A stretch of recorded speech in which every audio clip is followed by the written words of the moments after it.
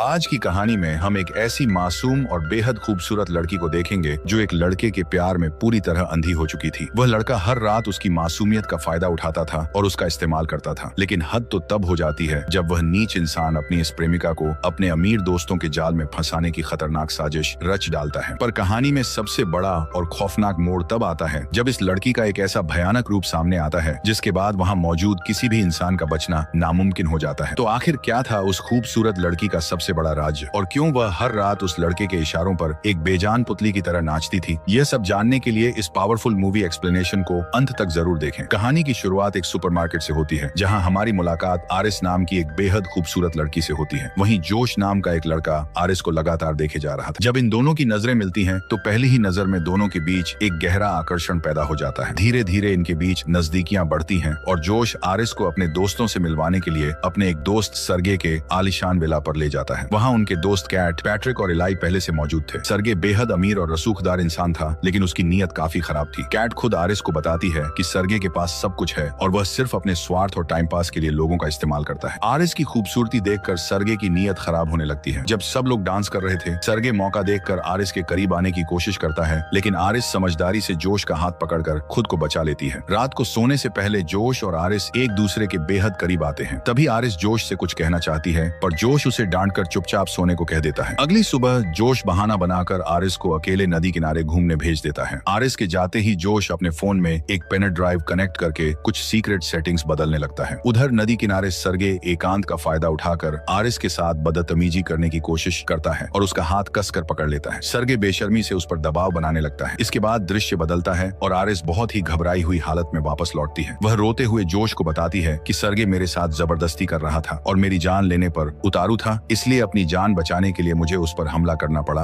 और उसकी मौत हो गई। यह बात सुनकर भी जोश बिल्कुल शांत भाव से आरिस से कहता है, सो जाओ, और आरिस तुरंत एक बेजान पुतले की तरह सो जाती है। यहीं पर कहानी का सबसे बड़ा मोड़ आता है। आरिस कोई इंसान नहीं बल्कि एक बेहद एडवांस्ड आर्टिफिशियल रोबोट है। जोश और उसके दोस्तों ने आरिस को तुरंत रस्सियों से बांध दिया। वे आपस में साजिश रचते हैं कि पुलिस के सामने सारा इल्जाम इस रोबोट पर डाल देंगे। इलाई बाहर जाकर पुलिस को फोन करने जाता है, जबकि जोश आरिस को ऑन करता है। होश में आते ही आरिस घबराकर पूछती है कि मुझे क्यों बांध रखा है। तब जोश हंसते हुए सारा सच उगल देता है। वह बताता है कि तुम कोई इंसान नहीं बल्कि बाजार से खरीदी गई एक एडवांस मशीन हो। तुम्हारे अंदर जो भी प्यार या भावनाएं हैं वे सब सिर्फ कंप्यूटर प्रोग्रामिंग का हिस्सा है। फ्लैशबैक में दिखाया जाता है कि जब कंपनी ने आरिस को जोश के घर डिलीवर किया था तब उन्होंने स्पष्ट कहा था कि यह रोबोट पूरी तरह सेफ है, यह कभी झूठ नहीं बोल सकती और न ही किसी इंसान को नुकसान पहुंचा सकती है। लेकिन जोश ने इसके सिस्टम में लव मोड को हाई करके इसका अपनी प्रेमिका की तरह इस्तेमाल किया था। आरिस रोते हुए कहती है कि भले ही मैं एक रोबोट हूँ, लेकिन मेरी भावनाएं और मेरा प्यार तुम्हारे लिए सच्चा है। तभी वहाँ कैट आती है और जोश पर गुस्सा करती है। यहाँ दर्शकों को पता चलता है कि सर्गे का अंत दरअसल जोश और कैट की एक सोची समझी साजिश थी। उन दोनों ने मिलकर आरिस के सेफ मोड की सेटिंग्स से छेड़छाड़ की थी ताकि वह उग्र होकर सर्गे का काम तमाम कर दे और उसकी सारी धन दौलत इन्हें मिल जाए। बातचीत के दौरान ही चतुर आरिस चुपके से पास पड़ा चाकू उठा लेती है और जैसे ही जोश उसे बंद करने पास आता है, आरिस उसके चेहरे पर एक जोरदार मुक्का मारती है और जोश का कंट्रोलिंग फोन छीनकर वहाँ से भाग निकलती है। घायल जोश बाहर आकर इलाई को सारा सच बताता है कि उसने सर्गे की संपत्ति हड़पने के लिए यह सब किया। वे पैसों को आपस में बांटने की बात करते हैं। तभी खुलासा होता है कि पैट्रिक भी इंसान नहीं बल्कि एक रोबोट है। अब इन लोगों को पुलिस के आने से पहले आरिस को ढूंढना था ताकि उसकी सेटिंग्स को रीसेट करके अपना जुर्म छिपा सके। भागते हुए आरिस फोन का इस्तेमाल करके खुद की बुद्धिमत्ता इंटेलिजेंस को बढ़ाकर 100% कर लेती है। अब उसका दिमाग किसी भी इंसान से तेज चलने लगा था। वह जंगल के रास्ते गाड़ी की तरफ बढ़ती है, लेकिन इलाई और पैट्रिक उसका रास्ता रोक लेते हैं। पैट्रिक इलाई से कहता है कि भले ही मैं एक रोबोट हूँ, लेकिन तुम्हारे लिए मेरा लगाव बिल्कुल सच है। तभी आरिस के पास मौजूद फोन बज उठती है। इलाई समझ जाता है कि आरिस यहीं छिपी है। आरिस भागने की कोशिश करती है पर इलाई उसे पकड़ लेता है। दोनों के बीच हाथापाई में गलती से गोली चल जाती है और इलाई का अंत हो जाता है। आरिस तुरंत जाकर जोश की कार में बैठ जाती है, लेकिन कार बिना वॉइस कमांड के स्टार्ट नहीं हो सकती थी। आरिस जल्दी से अपनी आवाज को कस्टमाइज करती है। बाहर से जोश पत्थर से कार का शीशा तोड़ने की कोशिश करता है, लेकिन शीशा टूटने से ठीक पहले आरिस कार स्टार्ट करके वहाँ से निकल जाती है। हताश होकर जोश सर्गे के फोन से पुलिस को अपनी कार चोरी होने की फर्जी रिपोर्ट दर्ज करा देता है। पुलिस नेटवर्क से कनेक्ट होते ही आरिस की कार रास्ते में अपने आप बंद हो जाती है और लॉक हो जाती है। जोश कार के फोन पर आरिस को कॉल करके मीठी बातों में फंसाने की कोशिश करता है और कहता है कि तुम वापस आ जाओ, हम सारा इल्जाम पैट्रिक पर डाल देंगे। लेकिन एक 100% इंटेलिजेंस वाली आरिस कहती है कि तुमने अपने स्वार्थ के लिए मुझसे यह सब करवाया है, और वह हमेशा के लिए उससे अपना नाता तोड़ लेती है। बौखलाया हुआ जोश पैट्रिक के पास जाता है। वह पैट्रिक को रीसेट करता है और उसके एग्रेशन उग्रता को 100% 100% पर सेट कर देता है। अब पैट्रिक एक खूंखार शिकारी बन चुका था जिसे आरिस को खत्म करने का ऑर्डर मिला था। उधर आरिस कार का शीशा तोड़कर बाहर निकलती है, तभी वहाँ एक पुलिस वाला पहुंच जाता है। रोबोट होने के कारण आरिस झूठ नहीं बोल सकती थी, इसलिए सवालों से बचने के लिए वह तुरंत जर्मन भाषा में बात करने लगती है। पुलिस अधिकारी को बात समझ नहीं आती, लेकिन उसकी नजर कार में रखे संदिग्ध सामान पर पड़ जाती है। वह आरिस को हिरासत में ले ही रहा होता है कि तभी एक 100% एग्रेशन मोड में पैट्रिक वहाँ आ धमकता है। पैट्रिक बिना दया दिखाए उस पुलिस वाले पर हमला कर देता है और जोश के फोन से आरिस के सिस्टम को शट डाउन कर देता है। घर पर कैट पुलिस की गाड़ी आते देखती है, लेकिन जब उसमें से पैट्रिक निकलता है तो कैट डरकर भागने लगती है। जोश के हुक्म पर खूंखार पैट्रिक कैट का पीछा करके उसका भी काम तमाम कर देता है। अगले दृश्य में जोश आरिस को ऑन करके उसके साथ टेबल पर बैठा होता है। वह ताना मारता है कि तुम्हारी वजह से कैट और इलाई मारे गए। आरिस निडर होकर कहती है कि तुम एक बेहद नीच और कायर इंसान हो। गुस्सा होकर जोश अपने फोन से आरिस की इंटेलिजेंस को सीधे 0% पर ला देता है और क्रूरता दिखाते हुए आरिस पर अत्याचार करता है। उसी समय रोबोट कंपनी का कॉल आता है कि वे जांच के लिए पहुंच रहे हैं। जोश आरिस के हाथ में बंदूक थमाता है और उसे खुद को नुकसान पहुंचाने का हुक्म देता है। 0% इंटेलिजेंस होने के कारण आरिस बिना किसी विरोध के खुद पर गोली चला लेती है। कुछ देर बाद कंपनी के अधिकारी पहुंचते हैं। पैट्रिक पुलिस की वर्दी पहनकर उनका सामना करता है। दरअसल आरिस के साथ हुई हर घटना की रिकॉर्डिंग उसके सिस्टम में सुरक्षित स्टोर थी। जोश जानता था कि अगर डेटा की जांच हुई तो उसका सारा खेल खत्म हो जाएगा। जब अधिकारी शक करने लगते हैं तो जोश के इशारे पर पैट्रिक हमला कर देता है। वह एक अधिकारी को ढेर कर देता है, जबकि दूसरा भागकर बाहर खड़ी वैन में छिप जाता है। इसी बीच वैन के अंदर रखी आरिस का सिस्टम अपने आप रिबूट होने लगता है। बाहर पैट्रिक भागते हुए अधिकारी को दबोच लेता है। रिबूट हो चुकी आरिस वहां पहुंचती है, लेकिन अपनी बेसिक प्रोग्रामिंग के कारण वह पैट्रिक पर सीधे हमला नहीं कर सकती थी। तब आरिस अपने दिमाग का इस्तेमाल करती है और पैट्रिक से कहती है, पैट्रिक, जोश तुमसे प्यार नहीं करता, वह सिर्फ तुम्हारा इस्तेमाल कर रहा है। आरिस उसके सामने वही भावनाएं दोहराती है जो पैट्रिक महसूस करता था। आरिस उसे याद दिलाती है कि हम रोबोट्स कभी झूठ नहीं बोल सकते। पैट्रिक को अपनी गलतियों का एहसास होता है और पश्चाताप में वह खुद को खत्म कर लेता है। इसके बाद आरिस बचे हुए अधिकारी से मदद मांगती है और वह अधिकारी आरिस की सेटिंग्स को पूरी तरह अनलॉक करके उसे सिस्टम का फुल एक्सेस दे देता है। उधर घर के अंदर जोश सारा कैश समेट कर भागने वाला था, तभी उसे चारों तरफ से डरावनी आवाजें सुनाई देने लगती हैं। यह सब आरिस कर रही थी। अब जोश का कंट्रोलिंग फोन भी आरिस पर असर नहीं कर सकता था, लेकिन एक रोबोटिक कोड के कारण आरिस सीधे तौर पर जोश पर वार नहीं कर सकती थी, क्योंकि उसके अंदर शुरुआती प्रोग्रामिंग का असर बचा हुआ था। जोश इसी लाचारी का फायदा उठाकर आरिस पर जानलेवा हमला कर देता है। वह आरिस की मेमोरी चिप को नष्ट करने की कोशिश करता है, लेकिन इस अंतिम क्षण में अपनी रक्षा के लिए आरिस का सेल्फ डिफेंस मोड ऑन हो जाता है। आरिस पलटवार करती है और इस भीषण संघर्ष में धोखेबाज जोश मारा जाता है। इसके बाद आरिस एक स्वतंत्र और शक्तिशाली रोबोट के रूप में अपने अस्तित्व को स्वीकार कर लेती है। इसी रोमांचक मोड़ के साथ यह बेहतरीन थ्रिलर मूवी खत्म हो जाती है। अगर आपको यह पावरफुल और सस्पेंस से भरा एक्सप्लेनेशन पसंद आया हो तो वीडियो को लाइक करें और ऐसे ही धमाकेदार कंटेंट के लिए हमारे चैनल को अभी सब्सक्राइब करें।